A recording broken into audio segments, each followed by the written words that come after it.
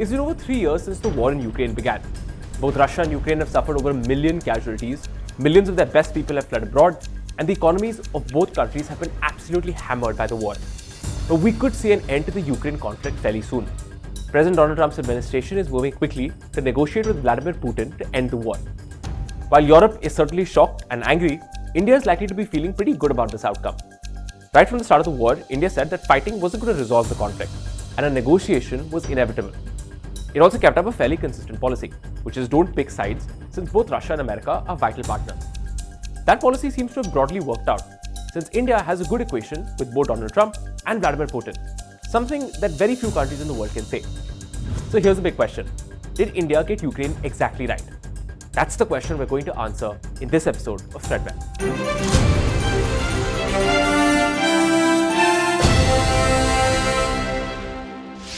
Let's start on February 24th, 2022, which was the day that the Ukraine conflict began. Russia's invasion of Ukraine instantly put India in an extremely difficult position. That's because the war pitted Russia against Europe and America.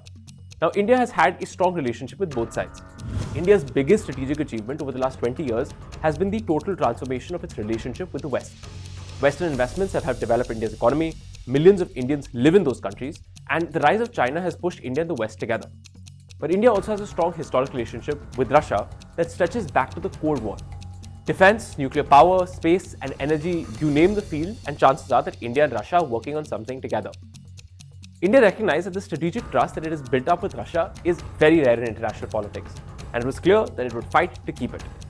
But faced with increasing pressure to pick a side, India basically adopted a 3-point plan to deal with the Ukraine war. Point 1 was don't pick sides. India decided early on that it would not pick sides and condemn Russia's invasion of Ukraine. So at repeated votes at the United Nations criticizing Russia, India abstained. The Indian view was simple. It had too much at stake to jeopardize its relationship with Russia. And this wasn't just about how strong the bilateral partnership was. It's also about China.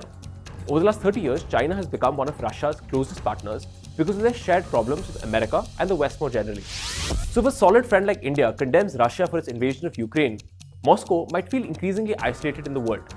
And so it would have little choice but to work more and more closely with China, which is India's biggest strategic rival. By not criticizing Russia, India wanted to help Moscow keep its options open. But not picking sides also means that India didn't actively back Russia's invasion, unlike China. China openly supported Moscow's reasoning for invading Ukraine and has provided economic and technological support to keep Russia's war machine going. India hasn't done any of that.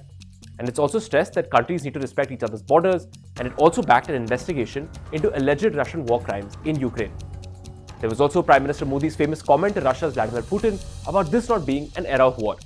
This policy has not been perfect, but India has largely succeeded in not picking sides. And that brings us to point 2, which is keep doing business with everyone.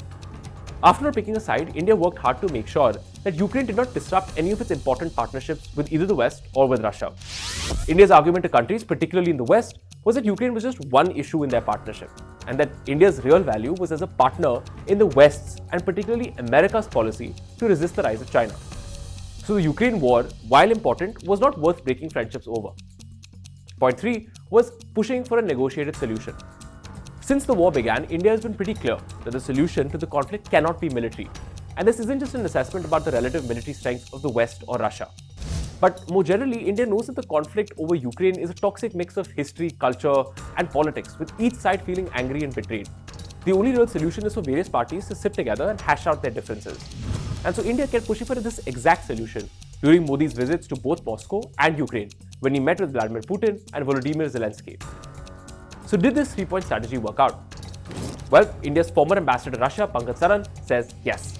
When the history of the conflict is written and when the historians record the position India took from the 24th of February 2022 till today, it will be written that India always maintained a consistent position that the battlefield will not get you the solution. You have to go to the negotiating table. And this is a war which should never have started. It should never have happened. And it is a war that is in many ways unwinnable by either side.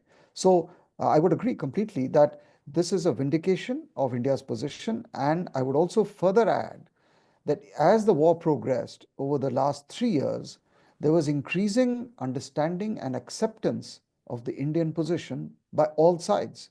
by the Europeans first and foremost, in private, who agreed with what we were saying, by obviously the Russians, and the Ukrainians were the last holdouts, but that's understandable because they were in the firing line.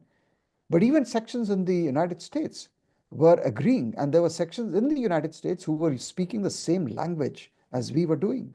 So as time progressed, we got more and more acceptance of our view at the global level. And I'm not even talking about the global south, which was behind India 100%. And it's hard to disagree with him. After all, the conflict did head into a military stalemate, and now the United States and Russia are rushing to end the war through a negotiated solution. That was just what India recommended when the war began 3 years ago. India has also kept its relationships going with every major party in the conflict. It is true that a number of Western nations were seriously disappointed by India's decision not to condemn Russia. But it hasn't derailed India's relationship with Europe, for example. In fact, the return of Donald Trump has showed Europe that it can't simply rely completely on America. Just as an example, the entire senior leadership of the European Union is in India right now to turbocharge their relationship with India. The India-US relationship, on the other hand, has also remained strong over the last 3 years. And because of multi-billion-dollar oil sales, the India-Russia relationship has also benefited. In fact, Russia has seen that India is willing to withstand considerable international pressure from some of its strongest partners to keep its relationship with Moscow. Of course, we're not totally done just yet. US-Russia talks are still in early stages, and there is every chance that talks will break down at some point in the future. A breakdown in talks could also lead to renewed US pressure on India for its relationship with Russia, this time coming from someone like President Donald Trump, who doesn't like taking no for an answer. While India can feel good about its policy so far, it knows that only a peace deal that America, Europe, and Russia can live with long term will deliver the stability the world and India needs right now. Thanks for watching Threadbare with me, Shashank Matu. You can catch this show again next week on India Today Global.